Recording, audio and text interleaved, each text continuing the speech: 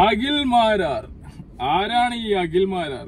Akhil മാരാറിനെ first ഞാൻ കണ്ടത് secret ഏജന്റിന്റെ വീഡിയോയില് സീക്രട്ട് ഏജന്റിനെതിരെ സംസാരിക്കുന്ന ഒരാളായിട്ടാണ് ഞാൻ ഫസ്റ്റ് കാണുന്നത്, ഉണ്ണി മുകുന്ദന്റെ ആ ഒരു കേസിൽ.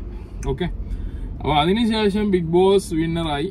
ഇപ്പം ബിഗ് ബോസിനെതിരെയാണ് അഖിൽ മാരാർ രംഗത്ത് വന്നത്. ബിഗ് ബോസിന്റെ ഇപ്രാവശ്യത്തെ എന്താ പറയാ പോക്ക് തീരെ ശരിയല്ല എന്നുള്ള ലെവലിലും ബിഗ് ബോസിലുള്ള മെയിൻ ആയിട്ടുള്ള രണ്ട് ആൾക്കാരെ അവരുടെ നീചമായ പ്രവൃത്തികളെ പറ്റിയും സംസാരിക്കുന്നുണ്ട്. ആരാണ് അവരെന്ന് പറയുന്നില്ല.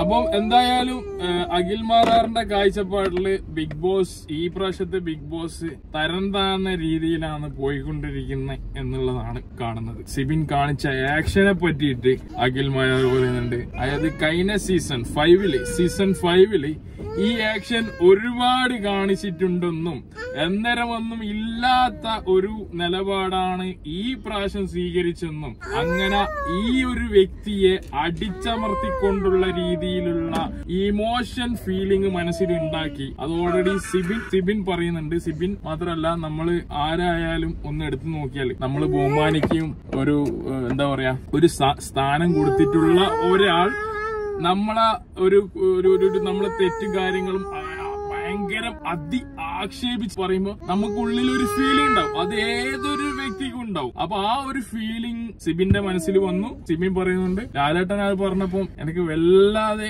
ഞാൻ തളർന്നു പോയി, ഡൗൺ ആയി പോയി. അപ്പൊ നല്ലൊരു പ്ലെയർ ആയിരുന്നു. നമ്മള് സിബിൻ വന്ന സമയത്ത് കുറെ മാറ്റങ്ങൾ എന്ന് പറയുമ്പോൾ ഇഷ്ടം പോലെ. അതായത് നമ്മള് പഴയ ബിഗ് ബോസ് ആയ സീസൺ 5 അങ്ങനത്തെ ഒരു ബിഗ് ബോസ് ഞാൻ ഫസ്റ്റ് സാബുവിന്റെ സീസണാണ് ഞാൻ കണ്ടത് കേട്ടോ. പിന്നെ അതിന് ശേഷം 5 കുറച്ച് കണ്ടിരിക്കും, കുറെ ഒന്നും കണ്ടിരിക്കും. ആ ഒരു സമയത്തുള്ള ബിഗ് ബോസ് തിരിച്ചു വന്നതുപോലെ തോന്നി ഈ സിബിൻ വന്ന് ഒരുപാട് കളിയും കാര്യങ്ങളും എല്ലാം വന്ന സമയത്ത്. ഓക്കെ, അപ്പൊ ആ ഒരു സംഭവം പെട്ടെന്ന് ഇല്ലാതായി പോകുമ്പോൾ പ്രേക്ഷകർക്ക് നമുക്ക് ഭയങ്കര ഒരു ഇതുണ്ടാവും, മനസ്സിനൊരു കാരണവും ഇല്ലാതെ ഒരു പയ്യനെ പുറത്താക്കുക എന്ന് പറയുമ്പോൾ അത് ശരിക്കും പറഞ്ഞാൽ പ്രേക്ഷകരെ സംബന്ധിച്ചിടത്തോളം അത് വൻ തോൽവിയാണ്. ഒരു ആക്ഷൻ കാണിച്ച എനിക്ക് അങ്ങനെയാണെങ്കിൽ പല ആൾക്കാരും പലതും ചെയ്യുന്നുണ്ട്. ഇപ്പം ഈ സീസൺ 5 ഈ ആക്ഷൻ നടന്നുകൊണ്ടിരുന്നതാണെന്ന് പറഞ്ഞത് അഖിൽ മാരാർ. അപ്പൊ അന്നേരം ഒന്നും ഇല്ലാത്തത് ഇപ്പോൾ എന്തിന്? പിന്നെ അഖിൽ മാരാർ വേറൊരു കാര്യം പറഞ്ഞു വെച്ചാല് ജാസ്മിന്റെ അറ്റാക്ക് വന്ന സമയത്ത് വേഗം ജാസ്മിനെ വിളിച്ചു പറഞ്ഞു. നേരെ മറിച്ച് സിബിന്റെ അച്ഛന് അറ്റാക്ക് വന്ന സമയത്ത് സിബിനെ വിളിച്ചു പറയില്ല. അപ്പൊ ഒരാൾക്ക് മാത്രം എന്താ അവിടെ പ്രത്യേകത എന്നുള്ളതാണ് സംശയം. ഓക്കെ, അപ്പൊ എന്തായാലും നമുക്ക് ബിഗ് ബോസ് കളികളെല്ലാം കാണാം.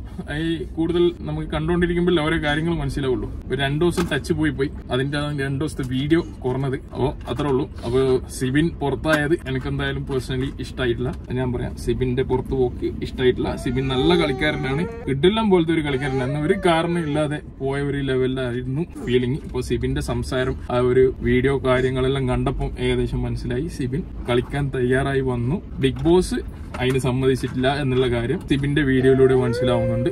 സിബിനെ തിരിച്ചു കൊണ്ടുവന്നാൽ നന്നായിരുന്നു, അത്രേ ഉള്ളൂ.